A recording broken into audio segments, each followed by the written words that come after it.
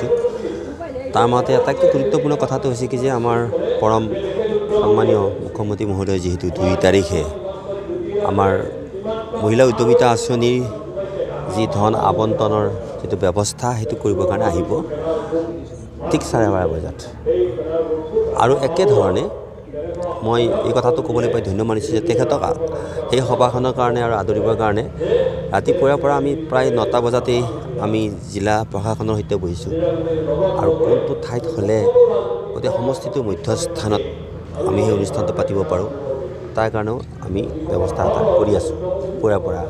তাৎপৰ্যপূৰ্ণভাৱে আমি আজি দুনি আমাৰ পঞ্চায়তৰ প্ৰায় 8টা আমাৰ যি অসম দৰ্শনৰ আঁচনি মন্দিৰ পুনৰ নিৰ্মাণ বা আমাৰ মেৰামতি এই কামখিনি আমি আজি সম্পন্ন কৰিছোঁ।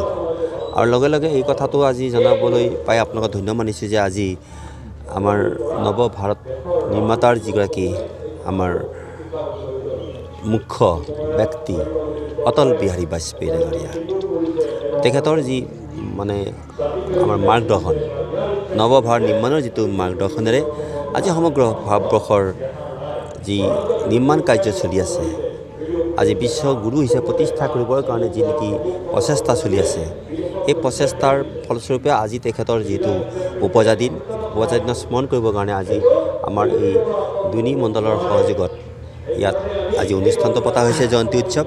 আৰু লগতে এইটো কথা জানি সুখী হ'ব যে আমাৰ ৰঞ্জিত শৰ্মা ডাঙৰীয়াই তেখেতে বক্তৃতা প্ৰদান কৰি আছে আৰু বহুকেইজন ব্যক্তি আহিছে আৰু ময়ো আহিছোঁ আৰু জানি সুখী হ'ব যে আজি ইয়াতে আমাৰ এই যিটো দুৰ্গা মন্দিৰৰ শতবৰ্ষ উপলক্ষে আমি এটা দুৰ্গা ভৱন নিৰ্মাণৰ যিটো কাম ঘোষণা কৰিছিলোঁ সেয়াও নিৰ্মাণ কাৰ্য শুভাৰম্ভণি হ'ব।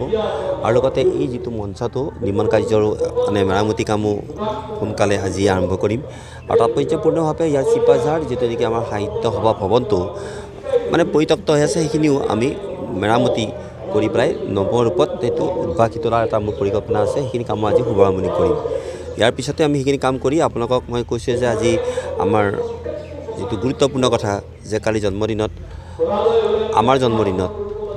আমাৰ এই মানে 7খন নাটক আমি কি কৰিছোঁ যে মঞ্চস্থ কৰাৰ ব্যৱস্থা গ্ৰহণ কৰিছোঁ। আৰু কালি সেইধৰণে প্ৰথম এখন নাটক কালি হৈ গ'ল আৰু আজিও আন এখন গুৰুত্বপূৰ্ণ নাটক গুৱাহাটীৰ এটি দলে তাত মঞ্চস্থ কৰিব। গতিকে এই যিটো আমাৰ কাৰ্যসূচী সাংস্কৃতিক মানে কাৰ্যসূচীৰ মাজেদি আমি গোটেই আমাৰ সমষ্টিৰ নৱ যিখিনি আমাৰ নাট্যপ্ৰেমী লোকক সামৰাৰ যিটো প্ৰচেষ্টা সকলোকে নাটকৰ প্ৰতি আকৰ্ষণ কৰাৰ যিটো প্ৰচেষ্টা মই সমান্তৰালভাৱে অব্যাহত ৰাখিছোঁ আপোনালোকৰ সহযোগত। আজি 3 × 24 লাখ টকা।